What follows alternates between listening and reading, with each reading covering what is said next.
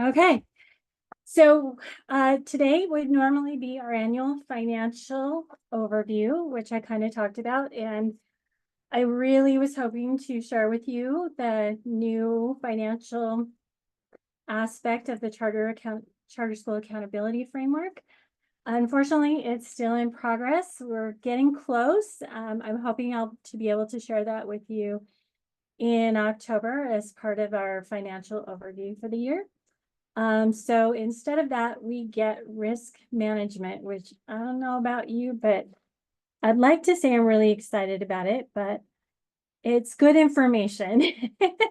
Let's just put it that way. It's stuff we all need to do, and it's good information to have. So we'll go ahead and jump in to that. And it's been a while, so I hope I still remember how to use Zoom. Okay.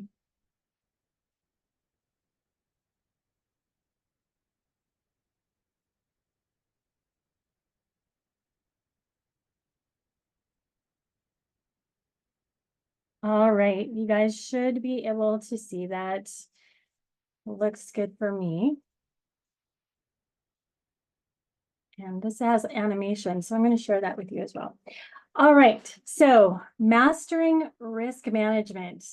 Like I said, this is what we're talking about, and I'm going to be excited whether it is or not an exciting topic. Okay. So why does risk management matter? This may be something you're all thinking about. So before we jump into that, let's talk about actually what risk management is and just kind of give it a definition for purposes today. Just need to let someone in real quick.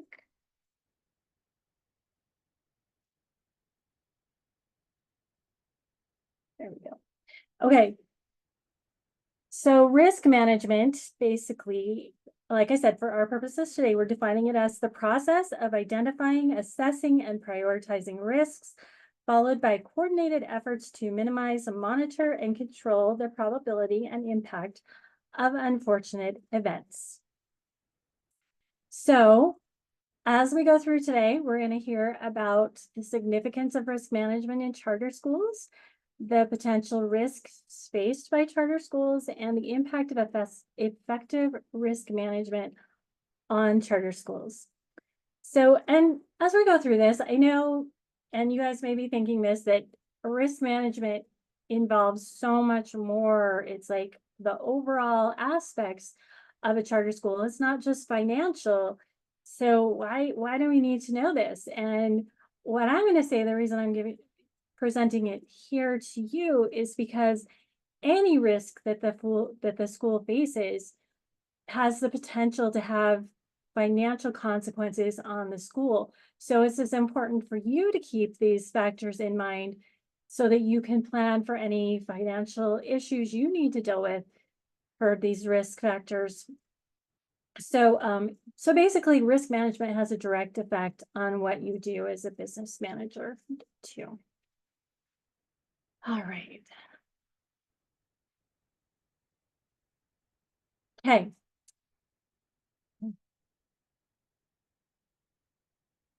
All right. So the key components of risk management, there are four. It starts with risk identification.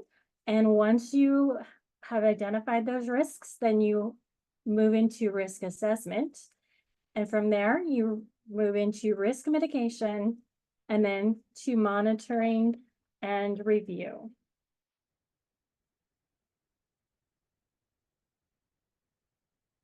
So let's talk about some common risks in charter schools. Although these are common risks that would be true of all of you, you need to keep in mind also you all have different programs, different aspects to your school. Some of you have farm, some of you may have sports programs. So even though these are common ones, as you think through risk, you need to keep in mind that there are risks that are unique to each of your schools as well. So right now, we are just going to talk about the ones that are common to your schools. Well, let's start with the financial risks that you may face as a charter school. You're pretty much dependent on public funding for all of your finances, and there may be some some outside donors that also provide you with money, but generally your operating expenses and all of that would generally be paid out of your government funding, while when you get those donations and things, those would be kind of your extra special things that you do on top of your regular curriculum and those kind of things. So your operating expenses, it's always a good idea to use your government funding for as much as that as possible, so that if for some reason your outside funding dries up, you still have those funds to meet the needs of your main programming. So there's those financial fluctuations that can come with dependence on government funding too, because we know sometimes the program is funded and then maybe next year it'll go away. Sometimes they roll it up into something else, but you just never know. And you never know if the WPU is going to keep up with inflation and what your teachers are expecting for increases. So you need to think about those things. Also, budget deficits, if you've maybe forgotten to plan for something for the year that was expected, or you had an unexpected expense that was quite large come up. This could cause you to fall into a budget deficit, and that could impact the school's ability of delivering its programs and services. So those are things we need to be aware of. Are we capturing all of those? But there's a risk that maybe we didn't. So maybe we need to plan for something just in case. There are also cash flow challenges. There could be irregular cash flows that come into your school. And also, I know a lot of your federal grants and some of your state grants may be based upon a reimbursable kind of program. So you have to expend those funds before you can get them back. And the timing, there may be some unsure, you're not quite sure exactly when those funds are going to come in. So you have to make sure that while you're waiting for those reimbursements, you're able to still continue to fund those ongoing things. So that's one thing that you need to plan for and to have in mind as a risk, is that those cash flow challenges that you could experience. The next one are compliance risks. As a charter school, you have to comply with many federal and state laws and regulations that govern education. And you need to make sure that you understand what those laws are as a school, so that you can make sure you're complying with those and that you don't fall out of compliance and have some consequences that go with that. You also, as you know, have many reporting requirements, and failure to meet those requirements could result in penalties or even loss of funding for a bit. So you want to make sure that you understand those reporting requirements and make sure you're on top of them. The next one is operational challenges. There could be a high staff turnover at your school for some reason. And if that happens, that can disrupt the continuity in teaching and in the administrative roles, which could in fact affect student learning and organizational stability, which could just lead to other things on a spiral downward. Technology failures, we all know about that from what happened with the Microsoft update this summer. So when you're relying on your technology, as a lot of you are, for instructional delivery, administrative tasks, and communication, you're exposed to the risks of system failures, cyber threats, and data breaches that could come up. And then facilities management. Most of you have a building, and if you have an aging building, there are maintenance issues obviously that can come up with that. There could be safety concerns that could pose operational risks, and they may impact the health and safety of your students and your staff as well. And then finally, reputational risks. Negative publicity, whether it's warranted or not, happens. And incidents such as scandals, controversies, or adverse media coverage can damage a school's reputation, which could erode your public trust as well. There could be stakeholder dissatisfaction from parents, students, staff, community members. And if they're voicing those concerns publicly, it could lead to a reputational damage, which could lead to enrollment declines in your school. And then finally, brand perception. Perceptions of academic quality, safety, diversity, and inclusion. They all influence the school's brand, image, and competitive position within the educational market. So addressing these potential risks requires proactive risk management strategies on the part of the school. So we talked about the 4 key components of risk management. So let's start with the first one, which is some risk identification, and we'll talk about some techniques to help your school identify the risks that are there. So you can have brainstorming sessions. This one's pretty easy. Gather up the staff and the stakeholders, talk to them, see what they're thinking, see what they've identified and seen, things that keep them up at night. What they see could be a potential risk to your school. Then review historical data and trend analysis. Is there something that's coming up and is ongoing that you have found that causes problems within your school that's just not being managed very well? Look at those things and try and come up with ways so that you can identify it as a risk. So you can try and come up with ways later of how you can deal with it when you move into that risk mitigation component of the risk management plan. And then you can conduct things called risk assessments and surveys.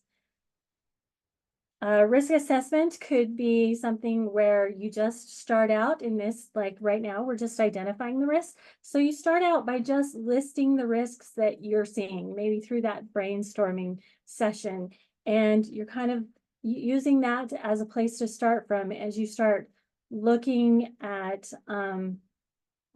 as you're assessing your risks, and then as you have your mitigation plan come up, you can use this risk assessment as a starting place to list what the risks are, so you can move into those other areas. And then surveys are another thing that you could do. You could send out surveys to your stakeholders, staff, if you want, parents, whoever you want, just determining what are you looking at, what are you concerned about? Like, something that you may want to ask if you're doing it internally is the school reviewing its financial statements? How would you rate the school's financial stability? Does the school have a disaster recovery plan? Are emergency drills done? Are staff members regularly trained on compliance issues? These are things that you could put in a survey.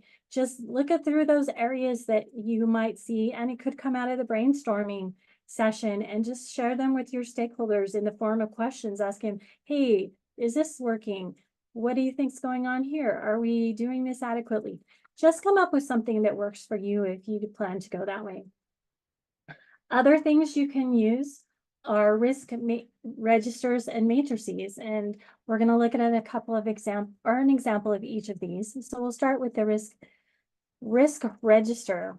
This just helps you to identify, start identifying those risks, and then kind of leaving an opportunity for you to move in where you're assessing the risk as well. So for right now, for risk identification purposes, you would just start by listing what those risks are. In this example, we have a data breach, project delay, budget overruns, things like that. This is just an example that I pulled off of AI, honestly, from ChatGPT. Or no, not ChatGPT. We can't use that. We use Copilot. That's it. So as I was looking through this, I wanted to show you, just give you an example of what it would look like. So again, you start by showing what those risks are, and then it shows a description of what it is, the impact, the likelihood of it happening.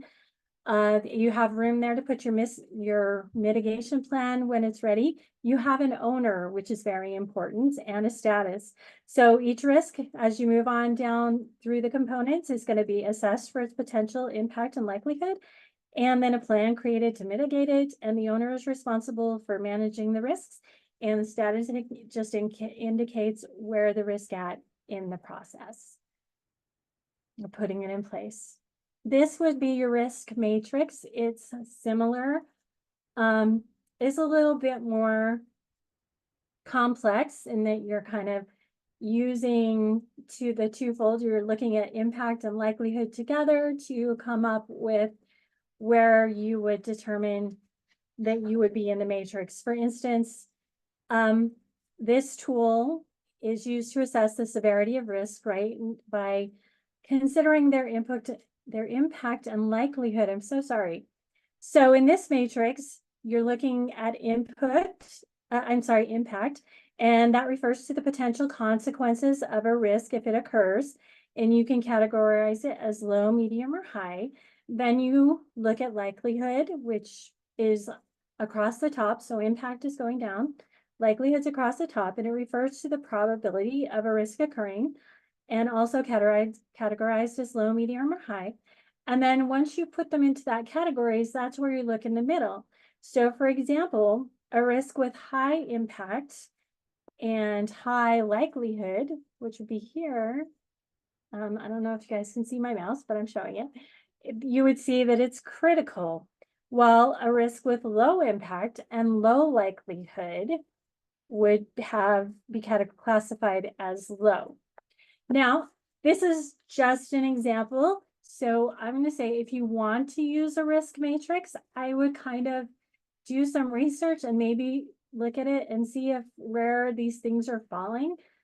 Are they valid places to fall? Like if it's medium impact and high likelihood, should we really classify it as high? I would say yes, I'm sure it would.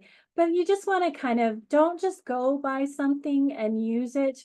Try and figure out if that's why it's like that. Why is it considered low? So I would suggest just doing some research if you want to use a risk matrix just to see why these things are classified as they are, and make sure that you agree with them and that's what you would want for your school if you decided to use them. Okay. All right, now we'll talk about risk assessment and prioritization. And to do this, you could continue to use something like a matrix. You could also assign scores based on severity, excuse me. So if you were planning on doing like risk scoring, it could look something like this. And it looks really similar, I know, to the last one, but it's just putting things into category. And as you can see, impact and likelihood are kind of the two things that we're looking at. So in a scoring situation like this, we would rate the potential consequences, which is your impact of the risk, on a score of 1 to 5, where 1 is low impact and 1 is 5 on this particular scoring card that we're looking at here.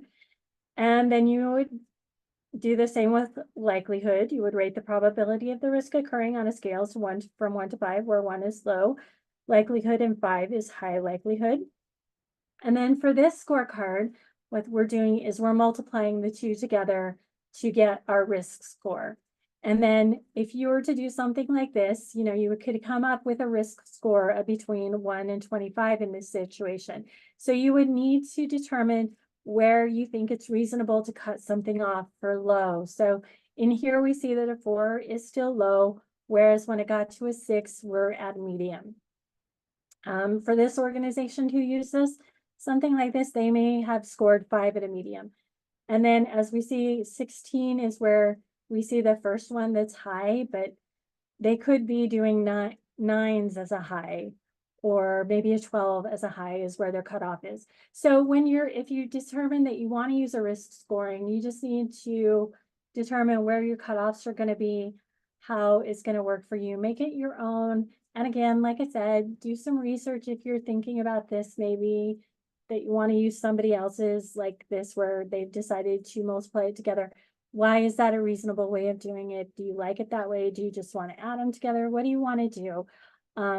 When you're determining that, make it just not arbitrary, but so that it's reasonable for your situation, for your school.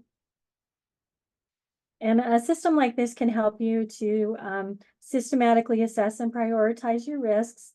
And it helps you ensure that your most severe risks are addressed first by ranking them as high, medium, low. Okay. Oh, let's go back to the other one for a second. And then we want to consider both qualitative and quantitative factors as well. So if we come back over here, this is just some examples of things that you might think of as quantitative and qualitative. So when you're conducting your risk assessment, it's important that you consider both the qualitative and the quantitative factors so you can get a comprehensive understanding of the risks. Some things that can be considered qualitative factors are expert opinions. Gather insights from your experienced staff and your stakeholders by interviewing them or including them in your brainstorming sessions. And this will help you to identify potential risks that may not be immediately obvious to you.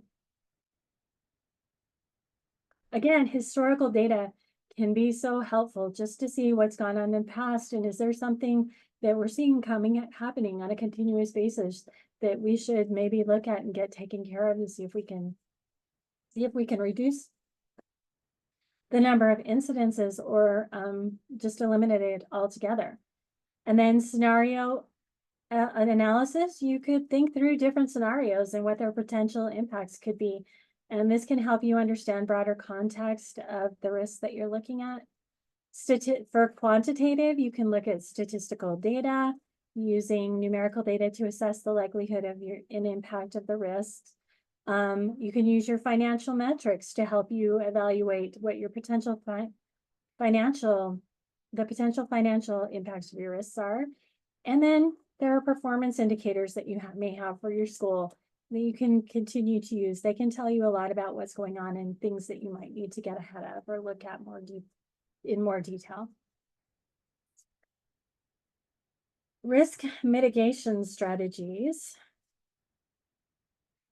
So I kind of have your general stuff that you can do, and then kind of at the bottom it talks about risk management strategies, which all of this is, but it's kind of applying risk management to a situation itself, whereas the other ones are just kind of overall global things you can do, if that makes sense. So internal controls and policies. You should all have internal controls. I'm sure you all know that. And policies are so important, because I remember at my old job, I kind of had this little saying is we never knew we needed a policy until we needed a policy, right? Because something happened.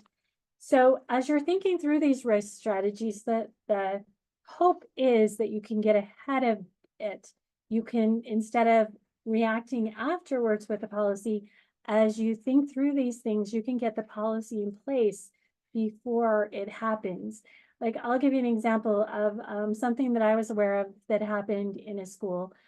There was they were having an event, and the students were decorating for the event, and one of them was on a ladder trying to get some decorations up. He fell off the ladder. He suffered a traumatic brain injury. He recovered quite well. He did not fully recover. He will never be the same as he was, but he was able to resume all his activities, even his sports activities. But it was traumatic and it was horrible. So of course the family felt they needed compensation, which I'm sure I understand fully and completely. But they wanted a lot and their son would never be the same. So I understand that. And so they ended up settling it for an undisclosed amount. But it had quite the effect on the school, just on its reputation, on the school's finances. It was just, it was not good. And of course, on the student and his family, which I said, he'll never be the same. So this is one where I'm sure the school has a policy now where students don't get on ladders, right?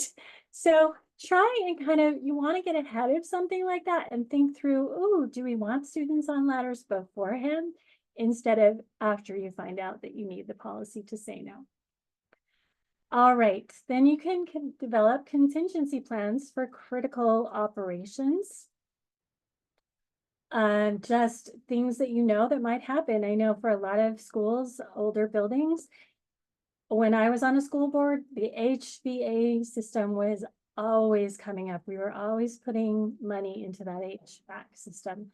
So just think through those things. What looks like it might come up and be a problem that we're going to have to take care of, and try and develop a contingency plan so that when it does come up, you'll be ready to take care of it. And then super important is training staff on risk awareness and response protocols.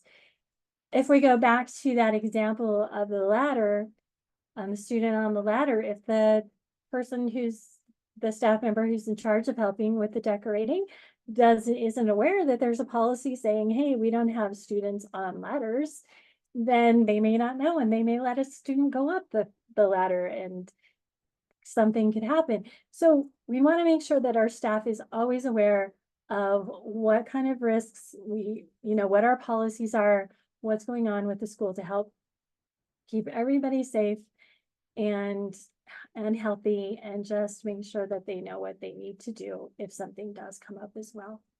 And then, like I said, there's the risk management strategies that we're kind of talking about, where we could apply on something like a case by case basis if we needed to. We can apply them globally as well, but just to kind of think it through.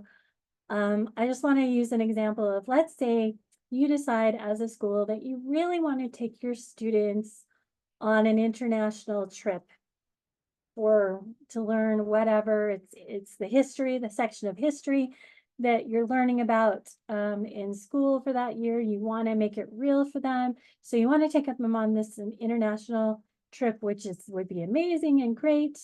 And then as you're thinking it through and you're going through the risks that are associated with that, and you're looking at them, you have many choices on how you can handle that risk. The first risk is avoidance, where you can say, hey, the risks involved with this trip are just so many, and we just don't have the capacity to manage that.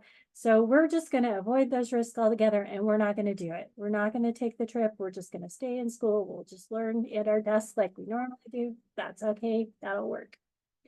Another thing you can do is you can do risk reduction. And what this strategy aims at is reducing the likelihood of impact of the risk. So for our purposes, if we're looking at risk reduction and we decide, okay, how a risk is that we could lose students, like we could be going on a tour and nobody's paying attention and somehow we lose a student. So you want to put policies and procedures in place on how you're going to handle that situation for while you're on the trip. Who's going to be responsible for making sure all the students are keeping up with the group, staying with the group, and showing up where they need to be. So there have to be procedures and policies in place for you to manage that risk if you're going to work on the reduction side of it. You can also transfer risk, which involves shifting the risk to a third party, such as an insurance organization, such as insurance, or you could outsource it as well. So I just need a drink real fast. So in the case of what we're talking about here, we want to transfer risk. So let's say one of the risks is that a student or a staff member could become sick or get injured on this trip. So we have to have something in place to make sure that we're able to take care of that. So maybe you decide you want to get some insurance to cover that. If there is an injury or an illness. I know my son took a trip to Haiti, and we made sure that he had some insurance in place for if he had any medical issues while he was there, so that it wasn't something that we would have to worry about if it came up later. Another thing that you can do is acceptance. Sometimes the best strategy is to accept the risk and prepare to deal with the consequences. Now, in the case of our international trip, I would not recommend acceptance, but there could be some minor risks that could come up that you could say, okay, we can accept that. But for overall, I would not recommend acceptance on this one. It's like you want to have those things in place to mitigate those risks while you're gone. Another one is sharing. This involves distributing the risks among multiple parties. So something you could do here is there are organizations who actually arrange trips for schools for their students to go out of the country and experience some history and those things. So you could work with an organization like that. They've already thought through all those risks. They've already thought through the insurance and through getting the students there and keeping them safe and what all that would entail. So maybe you just want to say, hey, we're going to partner with this organization and we're going to let them help us.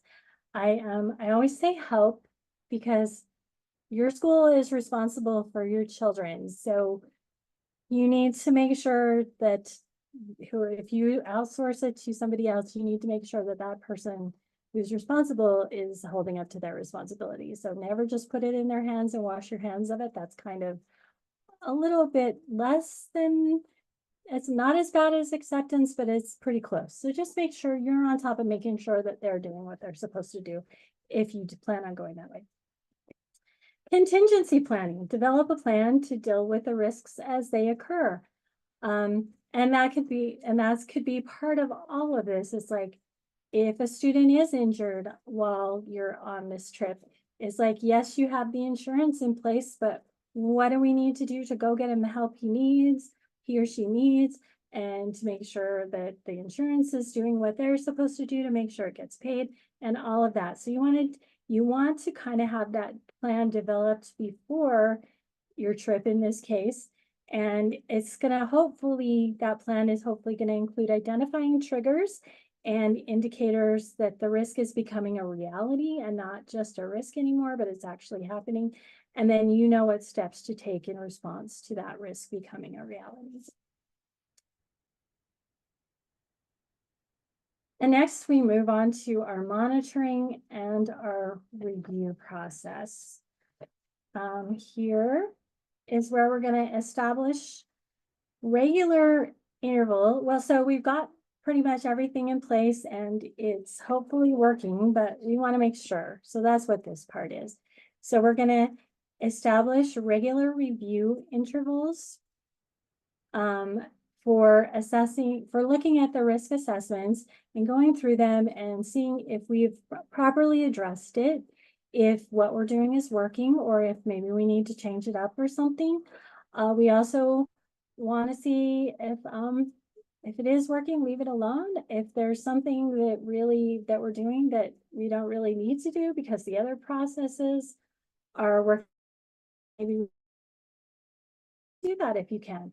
And you also you want to make sure that the people who are responsible for whatever risk it is and making sure that the risk is being mitigated, you want to make sure that they're doing what they need to do. See if maybe they need help, or maybe there's somebody else that you want to reassign it to who might be able to have more capacity to do it than whoever it was assigned to originally. You want to monitor your key risk indicators for early warning signs when you're in this stage too. And then also, if you find that you have had something that's come up, you want to make sure that you're conducting post-incident reviews, because you want to be able to learn from those past experiences and make sure and look and see if there's something else that maybe you could have done that would have handled it better. And maybe whatever the incident was, we could have staved it off and made sure it didn't happen, or that maybe the consequences weren't as significant as they ended up being. Just look at, do those reviews and see what you could have done better or differently. And then communicate your risk management updates again to your stakeholders. If you're making changes in policies and procedures, they need to know what those changes are so that they can help you to put them in place. Also, you want to make sure, especially if you've changed the responsible person, make sure you're communicating that to your people so they know who to go to if something comes up that they're going to need help with. Okay. All right, so now let's talk about actually implementing a risk management program. We've talked about the key components, we've talked about the different risks that you may come across, and we've talked about tools that you can use. So let's actually talk through just really what the process is of how we get this going and making it a reality. So the first thing you want to do is you want to establish, as a school, a risk management team. So you want this team to be composed of dedicated individuals comprised of school administrators, staff members, and any other relevant stakeholders. And you want to make sure you're assigning, sorry, somebody's just joining us. You also want to make sure that you're assigning the responsibilities to the team members, and that you're trying to ensure that you have representation from all the different departments and areas of expertise. It's like if you have something that you've identified as a risk and there's somebody that you know that knows this subject well, bring them in, get their expertise, get their thoughts on that. You don't have to build everything from the ground up when you have somebody who already has familiarity with it. So always make sure that you're trying to get as much input from as many different perspectives and people as you can. Then you want to conduct your risk assessment. So this is where it starts with the identification, then assessing, putting them into those tools that we had talked about. So you want to make sure that you're including in when you're identifying risks, that your financial risk, your operations risk, compliance risks, reputation risks.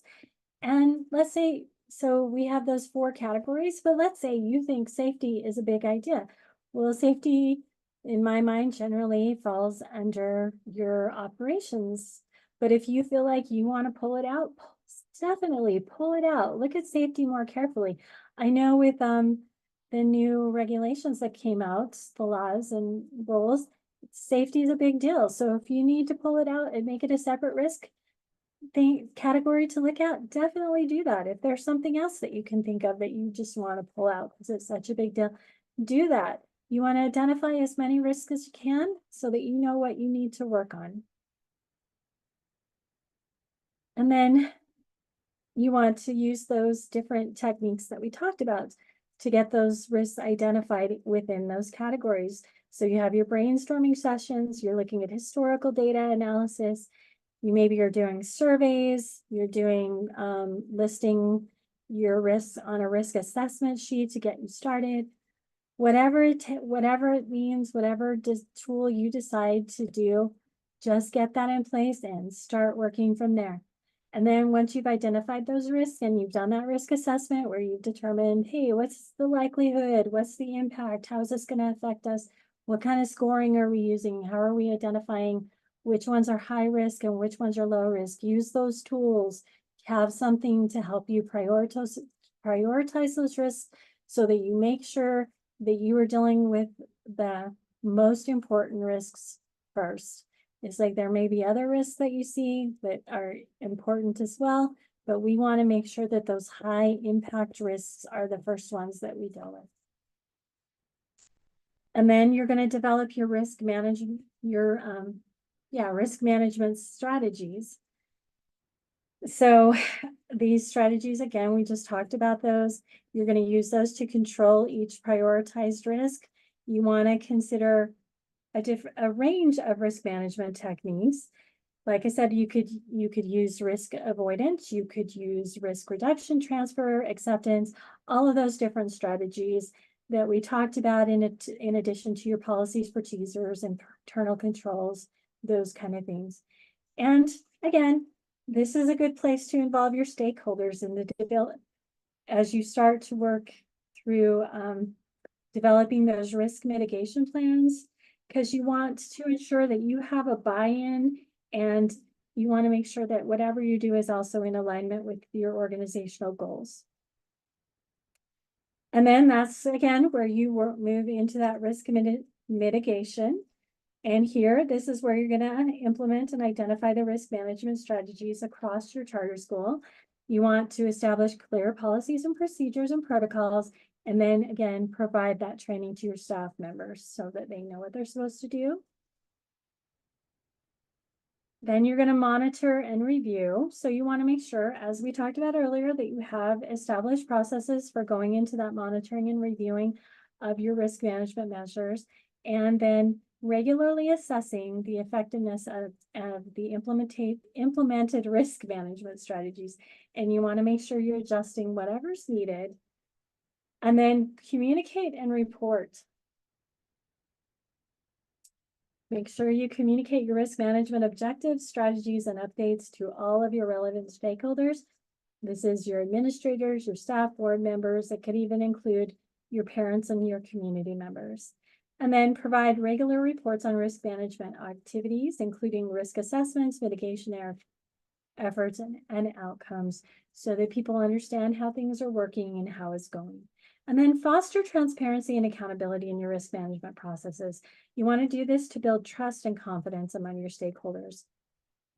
And then always, as I'm sure you know, as you do in anything that you do, you want to continuously improve.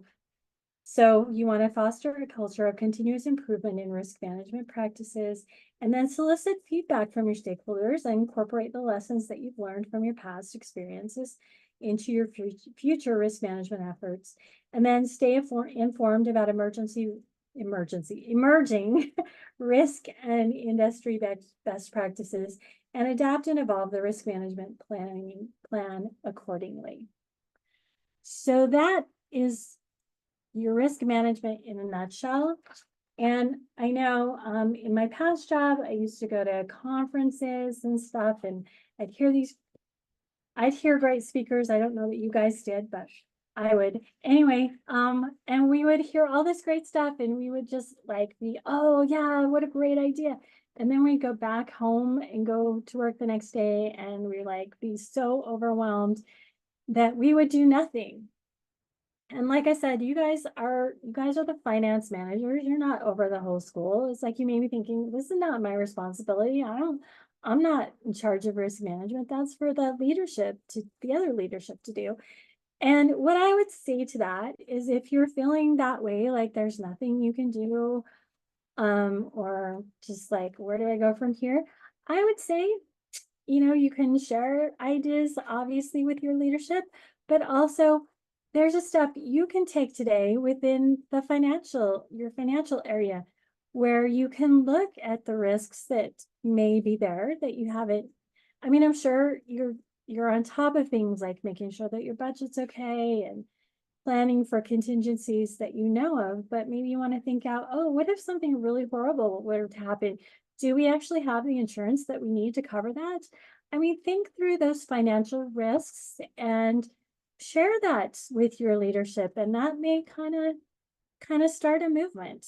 So where they go into this, and maybe your school already has a risk management team and is awesome at doing this. And if that's the case, God bless. I hope that's working. I'm glad, and I hope it's working well. So, yeah, just do one thing today. I guess that's where I'm trying to go with this. Try and do one thing today that you can do to change something if you see it needs changed, and just put a bug in somebody's ear, or just start looking at what you can do on your level today. So that is what I have for you. As I said, again, we're going to be talking again in October, and I'm hoping, like I said, again, that is going to be on our new financial aspects of the charter school accountability framework. There is October 1st, the fall finance training. That's always good stuff. I always learn a lot from that. So if you can make it, I really recommend that you do. They do record it just like I do, so you'll have an opportunity to see it later if you can't make it. But that's why it's on October 1st, which is really close to our September meeting, so we've canceled that. And then I have some ideas for what to do this year. We have 7 meetings that we do. So we have this one, and then October we're hoping for the annual financial overview starring the financial framework. But anyway, I can come up with stuff like this for you to go for those 5 more. But I like it when you guys tell me what you want. So if you want to put something in the chat that you would love to hear on the topic, that would be great. If you are thinking of it, I'm sure somebody else is thinking of it as well. If you don't want your name attached to it, but you still want to tell me, just email me, please, because I would rather you hear about something that you find helpful than kind of just these are good things too. I think risk management is a good thing to teach on as well. And we can do these kind of things, but I also want to make sure that you're getting what you need. So if you could help me discover what you need, that would be great. And I thank you for coming and thank you for being here through the whole thing. I hope you guys have a great rest of your day and on into the weekend, and we will see you in October. Thanks so much for coming, guys. Bye.